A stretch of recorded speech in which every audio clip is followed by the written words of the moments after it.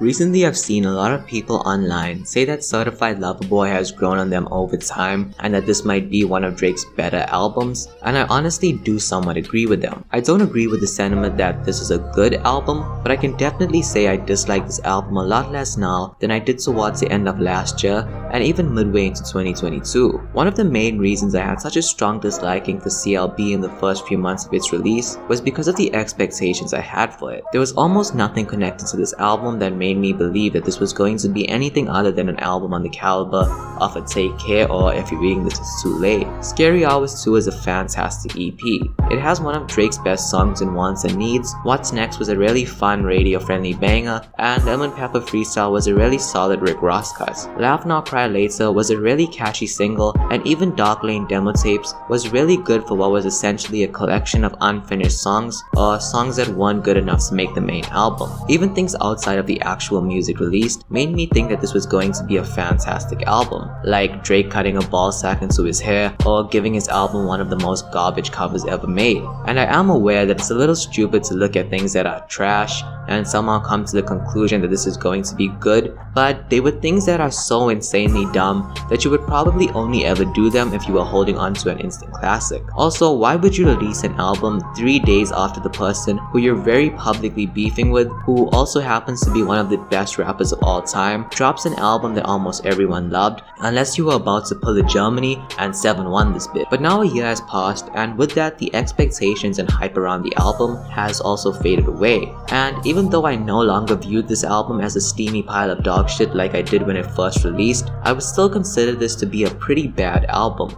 And there are a lot of reasons for that. But the biggest would have to be with the fact that out of 21 songs, only 7 of them contain any new ideas. And one of those tracks from the 7 doesn't feature Drake on it at all. The majority of CLB is Drake trying his best to recreate his highlights from the past. For example, Champagne Poetry is an intro track that sees Drake reflecting on his position at the top of rap, and rapping over an instrumental that has multiple beat switches. Does that sound familiar? It should, because that's exactly what he does on Tuscan Leather. Does Champagne Poetry hold a candle to Tuscan Leather?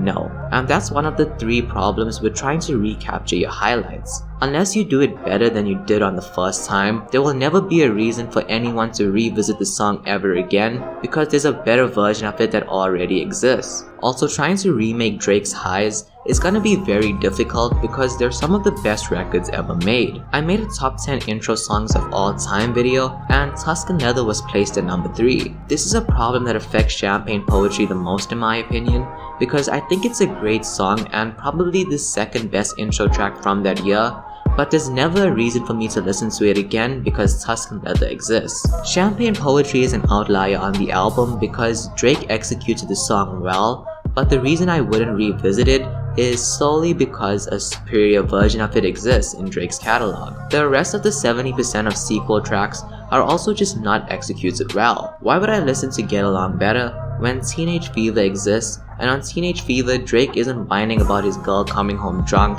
and not trying to engage in pillow talk with him, which is an idea I still can't believe the people around Drake gave him the okay on. Why would I listen to a half-assed Drake performance and a verse where Jay-Z sounds very awkward due to having to flow over a beat that doesn't suit him, when I could listen to Pound Cake? Why would I listen to TSU when Houston, Atlanta, Vegas already exists and Drake doesn't come across as a predator on that track? The only time Drake actually makes a song as good as the version he made earlier is with No Friends in the Industry, where he raps over a really good beat, and I really enjoyed the whispery delivery he used. But even though it's on par with Energy, Energy is too big of a moment and has too much nostalgia for me to want to listen to No Friends in the Industry over it. And that's the second problem with trying to redo your most iconic songs. Midway into editing, I realized I never mentioned the third problem with doing this, which is that it's very boring for the listener because it's something they've already heard before. Now, there is the 28% of the album that are new ideas, but outside of Daddy's Home and Pipe Down,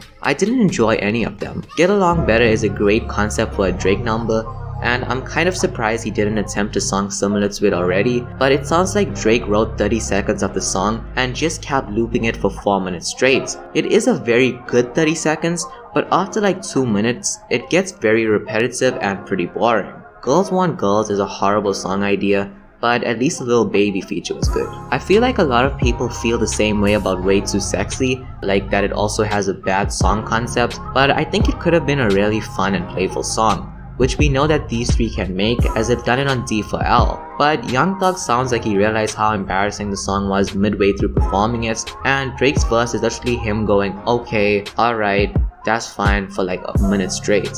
Knife Talk also has a good idea at its core. 21 was meant to deliver these colder bars in a more relaxed delivery, and Drake was meant to have a more venomous delivery, and his bars were meant to be a little more lethal. However, the beat doesn't allow for Drake to have a faster, more aggressive delivery because of how laid back it is, so it just sounds awkward. And because they're trading back and forth, 21 Savage can't carry the track because he doesn't have enough time to, as it instantly cuts back to Drake's uncomfortable delivery and flow. There are also some smaller problems the album has, such as having a very long runtime, a sleepy sounding production, and the sequencing that was pretty poor. But these things are all impacted by the lack of new ideas that CLB has. For example, if it was 1 hour and 30 minutes of fresh ideas, the runtime would have been more tolerable and the production might have been more forgivable. So those are the reasons as to why I didn't enjoy CLB. Remember, this video is just my opinion, so if you enjoyed Certified Lover Boy, I'm not attacking you. Let me know what you thought about the video and if there's anything I can improve on when it comes to editing or even the scripting.